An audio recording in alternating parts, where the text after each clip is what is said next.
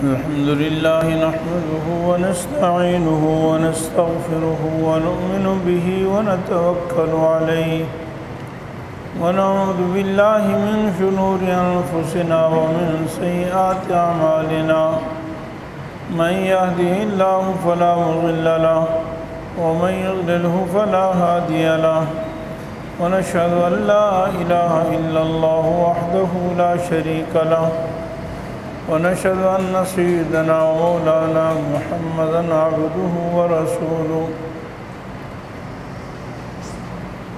أرسله إلى كافة للناس بشيرا ونذيرا وداعيا إلى الله بإذنه وسراجا منيرا أما بعد فأعوذ بالله من الشيطان الرجيم بسم الله الرحمن الرحيم يا أيها النبي إنا أرسلناك شاهدا ومبشرا ونذيرا وداعيا إلى الله بإذنه وسراجا منيرا صدق الله العلي العظيم وصدق رسوله النبي الحبيب الكريم ونحن على ذلك لمن الشاهدين والشاكرين والحمد لله رب العالمين. حضرات درود شریف پڑھیں. اللهم صل على محمد وعلى آل محمد كما صليت على إبراهيم وعلى آل إبراهيم إنك حميد مجيد. اللهم بارك على محمد وعلى آل محمد كما باركت على إبراهيم وعلى آل إبراهيم إنك حميد مجيد. سب تعریفیں اللہ جل جلالہ کے لیے ہیں. اللہ جل جلالہ ساری کائنات کے خالق ہیں، مالک ہیں، رازق ہیں. وہ اکیلے ہی متصرف ہیں. اسی نے اس ساری کائنات کو بنایا ہے اور وہ اکیلا ہی اس ساری کائنات کے نظام کو چلا رہا ہے. اللہ جل جلالہ کی نعمتیں بے شمار ہیں اور اللہ تعالیٰ کی نعمتوں میں سے بہت بڑی نعمت، سب سے بڑی نعمت وہ دین اسلام ہے.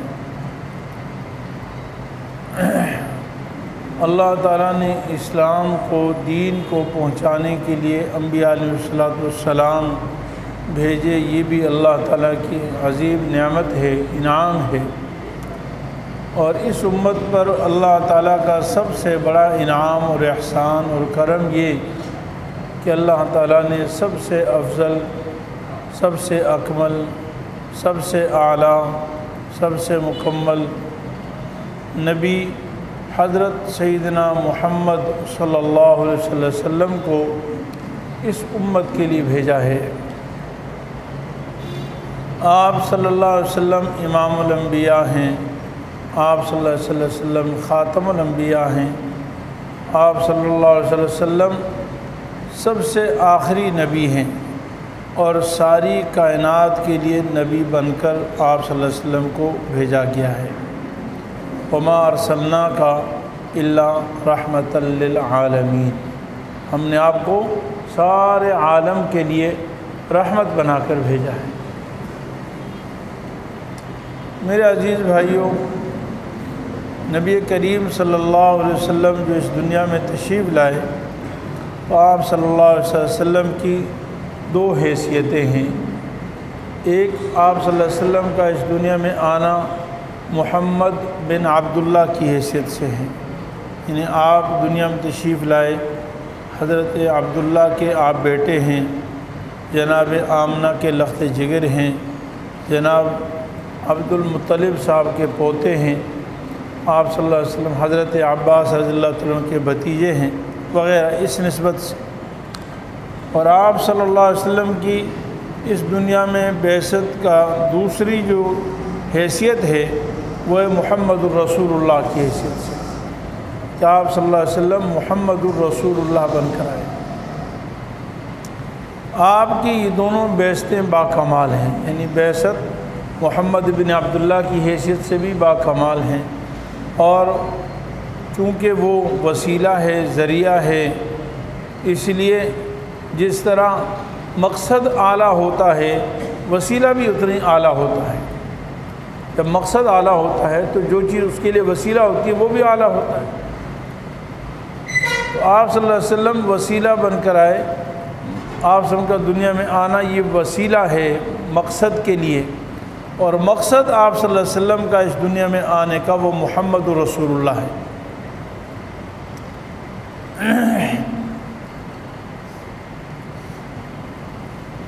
دونوں میں بہت بڑا فرق ہے۔ جب محمد ابن عبداللہ دنیا میں تشریف لائے تو ابو لہب بھی خوش تھا، عتبہ بھی خوش تھا، شیبہ بھی خوش تھا، ابو جہل بھی خوش تھا، اور عبد المطلب بھی خوش تھے، سارے کے سارے مکے والے خوش تھے۔ لیکن جب محمد الرسول اللہ کی حیثیت سے حضور صلی اللہ علیہ وسلم دنیا میں آئے اور آپ صلی اللہ علیہ وسلم نے لا الہ الا اللہ کا اعلان کیا تو ساری ناراض ہو گئے۔ جتنے اپنے تھے وہ پرائے ہو گئے، جو دوست تھے وہ دشمن ہو گئے، جو محبت کرنے والے تھے وہ نفرت کرنے لگ گئے۔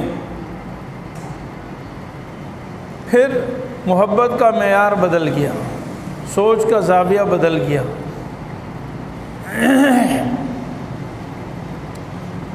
فرق یہ ہے کہ محمد بن عبداللہ سے کسی کو تکلیف نہیں تھی۔ جب محمد بن عبداللہ تھے آئے، دنیا میں کفر تھا اور پھر کفر جاری رہا۔ جب محمد بن عبداللہ آئے تو دنیا میں شرک تھا اور شرک چلتا رہا۔ جب محمد بن عبداللہ دنیا میں تشریف لائے تو دنیا میں ظلم تھا اور ظلم اپنی حالت پر چلتا رہا، رسومات تھے، ظلم زندہ درگور کیا جاتا تھا اور ہر طرح سے مظالم ہوتے تھے۔ محمد بن عبداللہ نے آ کر ان میں سے کسی چیز پر پابندی نہیں لگائی۔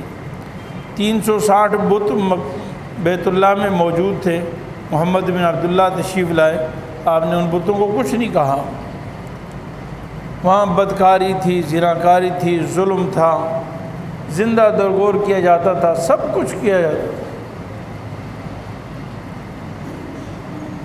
لیکن جب محمد الرسول اللہ تشریف لائے، جب آپ صلی اللہ علیہ وسلم نے سب سے پہلے اپنی قوم کو جمع ہو کر اعلان فرمایا کہ دیکھو لا الہ الا اللہ کہو، میں نبی بن کر آیا ہوں اور میں دعوت دینے آیا ہوں، تو پہلے اعلان سے شرک اور کفر کا قلع خما کر دیا اور یہ اعلان فرمایا کہ یہ جو نظام تمہارا چل رہا یہ سارا نظام بیکار ہے، اس کائنات کا مالک بھی اللہ ہے اور اس کائنات پہ نظام بھی اللہ تعالیٰ کا چلے گا۔ اس لیے اب تک جو تمہارے معاملات تھے وہ بھی غلط، جو تمہاری معاشرت تھی وہ بھی غلط، جو تمہاری عبادات تھی وہ بھی غلط، ان سب سے جھگڑا شروع ہو گیا۔ میرے عزیز بھائیوں، فرق بالکل واضح ہے۔ آج بنیادی بات یہی ہے کہ آج بھی ہم میں سے بہت سارے لوگ محمد بن عبداللہ پہ تو راضی ہیں، محمد الرسول اللہ پہ نعوذ باللہ من ذالک ہم راضی نہیں۔ ہم اپنے کردار سے، اپنی عبادات سے، اپنے معاملات سے، اپنی معاشرت سے یہ کہنے کے لیے تیار تو ہیں کہ محمد بن عبداللہ ہمیں منظور ہیں، ہم محمد بن عبداللہ کے تذکرے بھی سننا چاہتے ہیں، محمد بن عبداللہ کے چرچا بھی سننا چاہتے ہیں، ان کی گفتگو بھی پسند ہے، لیکن جو محمد الرسول اللہ کی گفتگو ہمیں پسند ہے۔ اور یہ شیوہ اور یہ طریقہ مسلمان کا نہیں، عاشق رسول کا نہیں ہو سکتا، محب رسول کا نہیں ہو سکتا، مومن کا نہیں ہو سکتا، یہ کافر کا ہو سکتا ہے۔ میرے عزیز بھائیوں، آپ صلی اللہ علیہ وسلم جب ہجرت کر کے مدینہ منورہ تشریف لے گئے اور پھر وہاں سے آپ صلی اللہ علیہ وسلم سن 6 ہجری کو مدینہ مکہ منورہ تشریف لائے عمرے کی نیت سے، اور مکے والوں نے آپ صلی اللہ علیہ وسلم کو عمرہ کرنے کے لیے اجازت نہیں دی، رکاوٹ بن گئے اور صلح ہوئی۔ صلح حدیبیہ جس کو کہا جاتا ہے، تو سہیل نامی غالباً کافر تھا، وہ صلح کے لیے نمائندہ بن کر آیا تھا۔ تو جب صلح لکھی جا رہی تھی نا، صلح نامہ،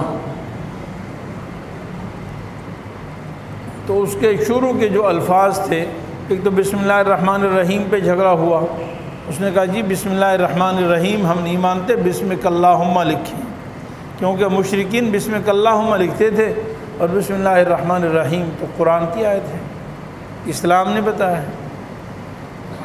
دوسرے نمبر پر جب یہ لکھا کہ ھذا ما قاضى علیہ محمد الرسول اللہ، یہ وہ چیز ہے جس پر فیصلہ کیا ہے، صلح کی ہے حضرت محمد الرسول اللہ صلی اللہ علیہ وسلم نے، تو اس کافر نے کہا کہ ہمارا جھگڑا تو محمد رسول اللہ سے ہے،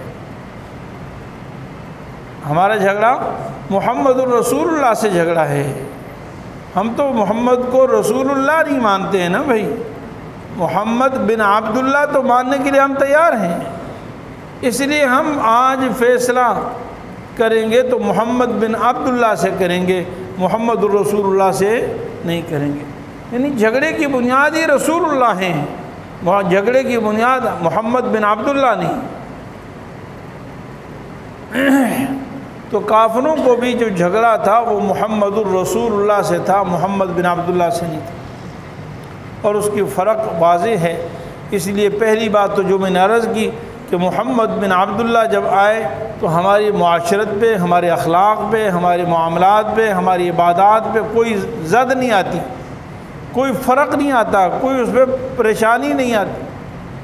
اور دوسری بات یہ بھی ہے کہ محمد، اسی کے دوسرا پہلو یا دوسرا رخ یوں کہہ لیں کہ محمد بن عبداللہ میں ہمارے لیے کوئی ایسی چیز نہیں ہے قابل اتباع، قابل تقلید، جس کے پیچھے ہم چل سکیں، کیونکہ محمد بن عبداللہ سے مراد ہے آپ صلی اللہ علیہ وسلم کی ذاتی، فطری، خلقی صفات جو آپ صلی اللہ علیہ وسلم کو اللہ تعالیٰ نے عطا کیے، اور اس کائنات میں کسی اور کو نہیں عطا کی۔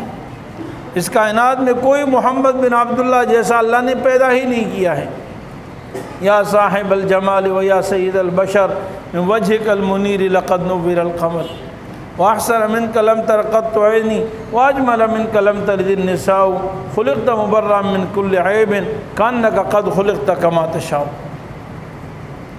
یعنی اس کائنات میں آپ صلی اللہ علیہ وسلم سے زیادہ حسین کسی ماں نے جنا ہی نہیں ہے، اس کائنات میں کوئی آپ صلی اللہ علیہ وسلم سے زیادہ خوبصورت نہیں ہو سکتا۔ تو محمد بن عبداللہ میں جو کچھ ہے وہ خلقی صفات ہیں۔ آپ صلی اللہ علیہ وسلم کا چہرہ انور کیسا تھا، آپ صلی اللہ علیہ وسلم کی ہتھیلیاں کیسی تھی، آپ کے قدم کیسے تھے، آپ کا قد قامت کیسا تھا، آپ صلی اللہ علیہ وسلم کی یعنی پنڈلیاں کیسی تھی وغیرہ، اس طرح کی صفات ہیں، اور وہ اس کائنات میں کسی اور کی ہو نہیں سکتی ہیں۔ وہ تو واحد اللہ نے اپنے محبوب کبریا حضرت محمد صلی اللہ علیہ وسلم کی بنائی ہیں، کوئی کسی اور کی نہیں ہو سکتی۔ تو محمد بن عبداللہ میں ہمارے لیے قابل اتباع کوئی چیز نہیں ہے، یعنی ہمارے لیے کوئی ایسی چیز نہیں ہے کہ ہم اس کے پیچھے چلیں، کیونکہ وہ تو ہمارے اختیار میں نہیں۔ اور محمد الرسول اللہ تو مقصد لے کر آئے ہیں۔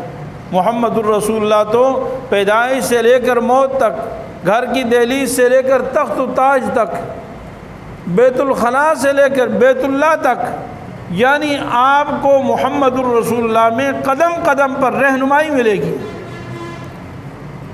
چلنا کیسے، بیٹھنا کیسے ہے، معاملات کیسے کرنے، معاشرت کیسے کرنے۔ تو شیطان کی کوشش یہ ہے کہ محمد بن عبداللہ کے تذکرے ہم زیادہ کرتے رہیں، کیوں؟ اس لیے کہ اس میں ہمیں آگے کچھ کرنا نہیں ہے، اور محمد الرسول اللہ کے تذکروں سے ہم پیچھے ہٹتے ہیں۔ میرے عزیز بھائیوں، حضور صلی اللہ علیہ وسلم کی ذات گرامی اللہ کا وہ عظیم احسان ہے کہ ہم اس کا تصور بھی نہیں کر سکتے کہ کتنا بڑا احسان ہے۔ ہم نے حضور صلی اللہ علیہ وسلم کو دنیا کے لیڈروں کی طرح ایک لیڈر، ایک قائد، ایک رہنما سمجھ لیا ہے۔ حاشا وکلا، حضور صلی اللہ علیہ وسلم کی حیثیت وہ نہیں ہے۔ آپ صلی اللہ علیہ وسلم کی ذات گرامی آپ صلی اللہ علیہ وسلم کی عظمت، آپ صلی اللہ علیہ وسلم کی فضیلت اس امت پر اتنا زیادہ ہے کہ ایک شخص پیدائش سے لے کر موت تک ساری زندگی حضور صلی اللہ علیہ وسلم کی تعریف کرتا جائے، حضور صلی اللہ علیہ وسلم کے حسن و جمال کو بیان کرے، حضور صلی اللہ علیہ وسلم کی سیرت کو بیان کرے اور اس پر اپنی زندگی لگا دے، تو حضور صلی اللہ علیہ وسلم کا حق ادا نہیں کر سکتا ہے۔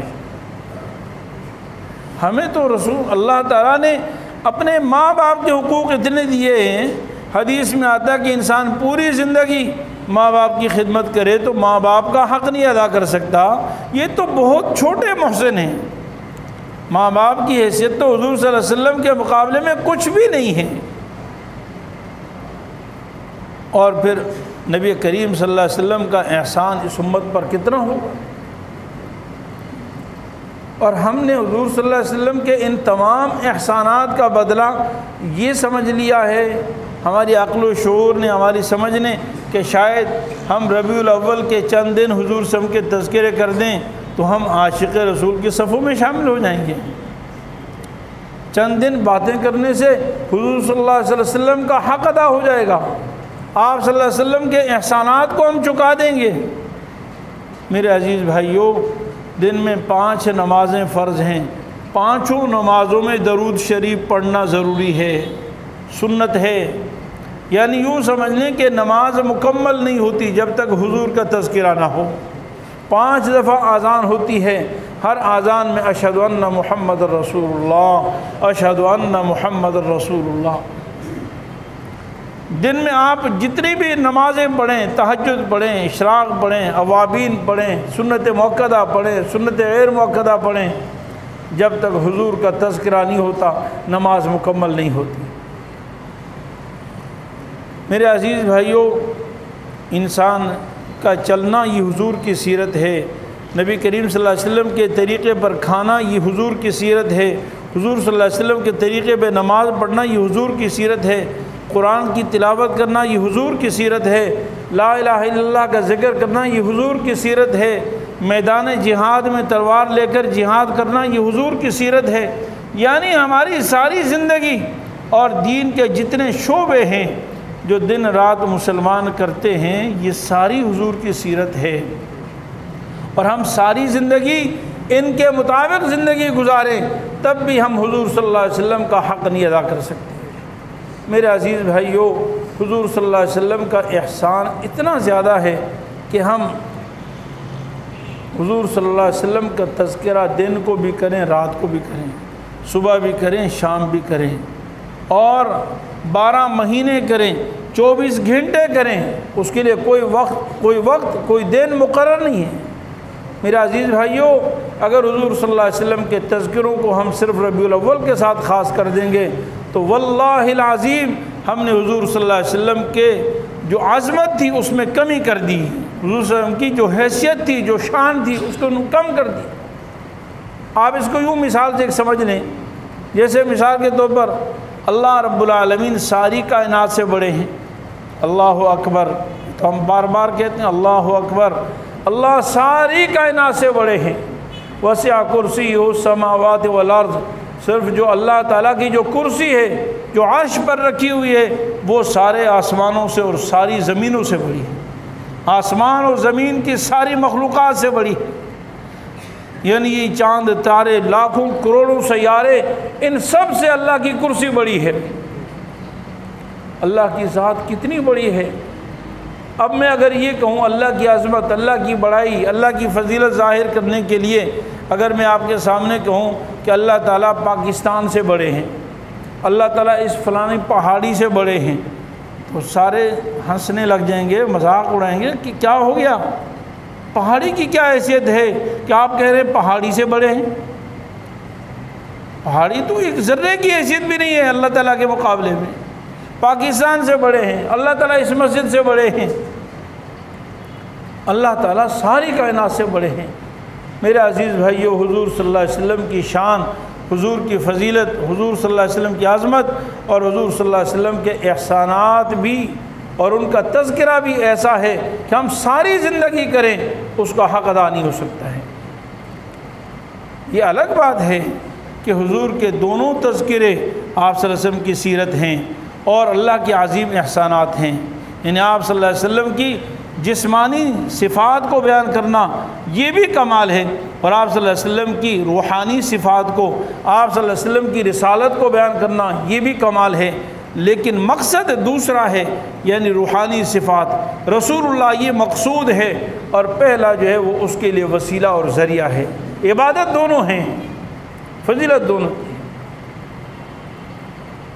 میرے عزیز بھائیو، اللہ رب العالمین نے جتنے بھی انبیاء عطا فرمائے ہیں سارے کے سارے انبیاء جسمانی اعتبار سے خوبصورت ہوتے تھے، کامل اور مکمل ہوتے تھے۔ کوئی نبی لنگڑا نہیں تھا، کوئی نبی اندھا نہیں تھا، کوئی نبی کانا نہیں تھا، کوئی نبی بد شکل نہیں پیدا فرمایا۔ جس طرح اللہ تعالیٰ نے روحانی اعتبار سے ان کو کامل بنایا، جسمانی اعتبار سے بھی کسی نبی میں ایسی صفت نہیں تھی کہ جسمانی اعتبار سے لوگ اس سے نفرت کرتے ہوں، یعنی اس کو کہیں کہ یہ تو کانا ہے، یہ تو فلانا ہے۔ اور اللہ کی قدرت کہ ہمارے زمانے میں جس جھوٹے نبی نے دعویٰ کیا، دعویٰ نبوت کیا، وہ کانا نکلا۔ اللہ کی قدرت ہے، یعنی اللہ تعالیٰ نے صرف جسمانی اعتبار سے بتا دیا کہ یہ جھوٹا ہے۔ نبی تو آدم علیہ السلام سے لے کر سیدنا محمد رسول اللہ صلی اللہ علیہ وسلم تک کوئی نبی، کسی نبی میں کوئی جسمانی عیب نہیں ہوتا تھا۔ اسی لیے ایک بات یاد رکھیں، یہ جو مشہور ہے کہ حضرت سیدنا ایوب علیہ السلام بیماری میں مبتلا تھے، اور ان پر ایسی بیماری آئی کہ ان کے جسم میں کیڑے ہو گئے، اور ان کی جسم سے بدبو آتی تھی اور نفرت ہوتی تھی، اور ان کو یہاں تک کہ ان کے بچوں نے اور گھر والوں نے ان کو چھوڑ دیا، ان کے قریب کوئی نہیں آتا تھا۔ یہ سب اسرائیلی روایات ہیں، یہ علماء نے ان کو غلط قرار دیا ہے۔ اس کی شریعت میں یہ باتیں صحیح نہیں۔ کیوں ایک نبی بھی آپ صلی اللہ علیہ وسلم انبیاء پر امتحانات آئے، آزمائشیں آئیں، مشقتیں آئیں، تکلیفیں ہوئیں، سارے انبیاء پر آئیں، لیکن کسی نبی پر ایسی کوئی امتحان، ایسا کوئی آزمائش، یعنی ایسی کوئی آزمائش، ایسا کوئی امتحان نہیں آیا جس سے جسمانی عیب پیدا ہو گیا ہو، ایسا عیب جس سے لوگوں کو نفرت ہو، جس سے لوگوں کے اندر انسان ناقص ہو جاتا ہے، کمزور ہو جاتا ہے۔ اللہ تعالیٰ نے انبیاء علیہ السلام کو کامل اور مکمل بنایا، اور پھر جو آخری انبیاء نبی ہیں حضرت محمد صلی اللہ علیہ وسلم، وہ تو سب سے اعلیٰ، سب سے اکمل، سب سے اشرف تھے۔ حضرت جابر رضی اللہ عنہ فرماتے ہیں، رأیت صلی اللہ علیہ وسلم فی لیلۃ اضحیان، میں نے حضور صلی اللہ علیہ وسلم کو چاندنی رات میں ایک دفعہ آپ صلی اللہ علیہ وسلم کو لیٹے ہوئے دیکھا، سرخ جوڑے کے اندر۔ میں بار بار چاند کو بھی دیکھتا اور حضور صلی اللہ علیہ وسلم کے چہرہ انور کو دیکھتا، یقیناً فرماتے کہ میں نے آپ صلی اللہ علیہ وسلم کو چاند سے زیادہ حسین پایا، یعنی آپ صلی اللہ علیہ وسلم چاند سے زیادہ خوبصورت تھے۔ حضرت سیدنا علی المرتضیٰ رضی اللہ عنہ فرماتے ہیں، لیس بالطویل البائن ولا بالقصیر، حضور صلی اللہ علیہ وسلم بہت زیادہ لمبے نہیں تھے، بہت زیادہ چھوٹے بھی نہیں تھے، ولا بالابیض الامحق، نہ بہت زیادہ سفید رنگ کے تھے، ولا بالعدم، نہ بہت زیادہ گندمی رنگ کے تھے، بلکہ آپ صلی اللہ علیہ وسلم کان ملیحاً، آپ صلی اللہ علیہ وسلم ان ابیض ملیحاً، آپ صلی اللہ علیہ وسلم بہت ہی سفید بہترین خوبصورت رنگ کے تھے۔ لا رأیتہ احدا قبلہ ولا بعدہ، میں نے آپ صلی اللہ علیہ وسلم سے پہلے بھی آپ جیسا کبھی نہیں دیکھا، اور آپ صلی اللہ علیہ وسلم کے بعد بھی کبھی آپ جیسا حسین میں نے نہیں دیکھا۔ حضرت براء بن عازب رضی اللہ تعالیٰ عنہ فرماتے ہیں، کان بعید ما بین المنکبین، آپ صلی اللہ علیہ وسلم کا سینہ مبارک اور آپ صلی اللہ علیہ وسلم کے یعنی شان مبارک جو ہے تھوڑے چوڑے تھے۔ آپ صلی اللہ علیہ وسلم کے شسن الکفین والقدمین، آپ صلی اللہ علیہ وسلم کی ہتھیلی بھی نرم گداز تھی اور گوشت سے بھری ہوئی تھی، اور آپ صلی اللہ علیہ وسلم کے دونوں قدم مبارک بھی گوشت سے بھرے ہوئے تھے۔ اور فرماتے ہیں کہ آپ صلی اللہ علیہ وسلم کی ہتھیلی مبارک اتنی نرم تھی کہ ریشم سے زیادہ خوبصورت اور زیادہ چمکدار تھی، ریشم بھی ان کے مقابلے میں کوئی حیثیت نہیں رکھتی۔ اور آپ صلی اللہ علیہ وسلم کا قد مبارک کان مربوعا، درمیانے قد کے تھے، نہ بہت زیادہ لمبے تھے اور نہ بہت زیادہ چھوٹے تھے۔ اور آپ صلی اللہ علیہ وسلم کو میں نے لمبی زلفوں میں دیکھا۔ آپ صلی اللہ علیہ وسلم کے جو بال تھے ولا بالجعد القطط، نہ آپ صلی اللہ علیہ وسلم کے بال بہت زیادہ گھنگرالے تھے، ولا بالسبط، اور نہ بالکل سیدھے تھے بلکہ درمیانے تھے، اور آپ صلی اللہ علیہ وسلم کے بال یہ کانوں کی لو تک تھے۔ فرمایا کہ سرخ جوڑے پہنتے ہوئے اور زلفوں کے ساتھ آپ جیسا حسین میں نے اس کائنات میں کوئی اور نہیں دیکھا۔ یعنی آپ صلی اللہ علیہ وسلم کی زلفیں تھیں اور سرخ جوڑا پہنا ہوا تھا، آپ صلی اللہ علیہ وسلم سے زیادہ حسین میں نے اس کائنات میں نہیں دیکھا۔ آپ صلی اللہ علیہ وسلم کے پشت مبارک پر مہر نبوت تھی۔ حضرت صاحب ابن یزید رضی اللہ تعالیٰ عنہ فرماتے ہیں کہ میری خالہ محترمہ جب میں چھوٹا تھا تو مجھے حضور صلی اللہ علیہ وسلم کے پاس لے کر آئیں اور فرمایا کہ یا رسول اللہ اس کے سر میں درد ہے، ذرا اس کو دم کر دیں۔ رسول اللہ صلی اللہ علیہ وسلم نے مجھے دم کیا، میں چھوٹا تھا تو میں پھر اٹھ گیا اور ادھر ادھر کھیلنے لگ گیا، یہاں تک کہ میں حضور صلی اللہ علیہ وسلم کی پچھلی طرف گیا تو مجھے آپ صلی اللہ علیہ وسلم کے کندھے مبارک کے دونوں شانوں کے بیچ میں ایک ابھرا ہوئے گوشت نظر آیا تو میں اس سے کھیلنے لگ گیا، تو میں نے اس گوشت کو دیکھا، وہ مہر نبوت تھی۔ وہ مہر نبوت تھی، وہ گنڈیوں کی طرح چھوٹے چھوٹے ایسے، جیسے یعنی وہ تشبیہ دی گئی ہے جیسے پہلے زمانے میں چھپر کٹ ہوتا تھا، ڈولی ہوتی تھی، اس کی گھونڈیاں ہوتی تھی گول، یا یوں سمجھ لیں کہ جیسے پستان کی سرا ہوتا ہے نا، اس طرح اس پر ابھرے گوشت تھے اور کچھ بال بھی تھے اور انتہائی خوبصورت تھا، اور اس پر محمد الرسول اللہ لکھا ہوتا تھا۔ یہ آپ صلی اللہ علیہ وسلم کی مہر نبوت تھی۔ فرماتے ہیں میں نے آپ صلی اللہ علیہ وسلم کی مہر نبوت کو اپنے ہاتھ سے کئی دفعہ چھوا۔ حدیث پاک میں آتا ہے کہ رسول اللہ صلی اللہ علیہ وسلم کی چلنے کی جو عادت مبارکہ تھی، آپ صلی اللہ علیہ وسلم جب چلتے تھے تو طاقت سے چلتے تھے، سست اور نشائی آدمی جیسے سست چل رہا ہوتا ہے، کبھی ادھر گر رہا کبھی ایسا نہیں، اور ایسے چلتے تھے جیسا کہ اوپر سے نیچے کی طرف آدمی اتر رہا ہوتا ہے۔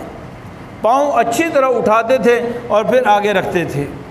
آپ صلی اللہ علیہ وسلم چلتے ہوئے ایسے لگتے تھے کہ آپ نرم انداز میں چل رہے ہیں، یعنی عام معمول کے مطابق چل رہے ہیں، لیکن آپ کی چال اتنی، رفتار اتنی تیز تھی کہ ہم دوڑ کر، صحابہ فرماتے ہیں، آپ صلی اللہ علیہ وسلم تک پہنچتے تھے، یعنی دوڑتے تھے تو آپ صلی اللہ علیہ وسلم تک پہنچ سکتے تھے۔ بہرحال اللہ رب العالمین نے حضور صلی اللہ علیہ وسلم کو ہر طرح سے حسن و جمال عطا فرمایا تھا کہ آپ صلی اللہ علیہ وسلم سے زیادہ حسین اس کائنات میں نہیں، اور جب دوسری صفات میں آپ صلی اللہ علیہ وسلم سب سے اعلیٰ ہیں تو حسن و جمال میں کیسے اعلیٰ نہیں ہوں گے؟ آپ کی نبوت سب سے اعلیٰ، آپ کی کتاب سب سے اعلیٰ، آپ کی امت سب سے اعلیٰ، آپ کا دین سب سے اعلیٰ، تو آپ صلی اللہ علیہ وسلم کی صورت کیسے سب سے اعلیٰ نہیں ہوگی؟ یقیناً میرے عزیز بھائیوں، صحابہ اکرام رضوان اللہ علیہم اجمعین نے حضور صلی اللہ علیہ وسلم کی سیرت بیان فرمائی، اور صحابہ اکرام کا مزاج یہ تھا کہ وہ مبالغے کی باتیں اور ادھر ادھر کی شاعرانہ باتیں نہیں فرمایا کرتے تھے۔ صحابہ فرماتے ہیں، حضرت براء ابن عازب رضی اللہ تعالیٰ عنہ فرماتے ہیں کہ آپ کا حسن و جمال اس قدر تھا کہ آپ نے آنکھیں بھر کر آپ صلی اللہ علیہ وسلم کی طرف کوئی دیکھ نہیں سکتا تھا، جیسے سورج کی طرف نہیں دیکھا جا سکتا، یہ تو ایسی سمجھانے کے لیے تشبیہ دے رہا ہوں، لیکن حسن جمال کو اپنی نگاہ میں، ایک تصور میں کوئی آدمی بٹھا نہیں سکتا تھا، کیونکہ بے مثل و بے مثال تھے نا۔ تو ایک دفعہ دیکھا، کہتے ایسا حسین ہے، پھر جب دوبارہ دیکھتے تو اس سے بھی زیادہ حسن نظر آتا، جب 6 بارہ دیکھتے تو اس سے بھی زیادہ حسن نظر آتا، اور کبھی آپ صلی اللہ علیہ وسلم کے حسن و جمال سے آدمی کا دل بھرتا نہیں تھا، ایسے حسین تھے۔ بہرحال اللہ رب العالمین نے ہمیں ایسے نبی عطا فرمائے ہیں۔ میرے عزیز بھائیوں، ہمیں تو فخر ہونا چاہیے، اور بجا طور پر ہمیں فخر ہونا چاہیے کہ ہم اس نبی کی سیرت کو اپنائیں، اس نبی کی صورت کو اپنائیں، اس نبی کے دین کو اپنائیں، اور اس پر ہماری دنیا اور آخرت کی، جس پر ہماری دنیا اور آخرت کی کامیابی موقوف ہے۔ لیکن افسوس کی بات یہ ہے کہ آج ہم ایسے حسین و جمیل نبی کی باتوں کو اور اس کی سیرت سے ہم منہ موڑ کر دوسروں کی سیرت پہ چلتے ہیں اور اس پہ ہم فخر کرتے ہیں۔ اللہ رب العالمین سے دعا ہے کہ اللہ رب العالمین اپنے فضل و کرم سے مجھے اور آپ کو حضور صلی اللہ علیہ وسلم کی سچی محبت اور ان کی اتباع نصیب فرمائے اور ان کے نقش قدم پر زندگی گزارنے کی توفیق عطا فرمائے۔ وآخر دعوانا ان الحمد للہ رب العالمین۔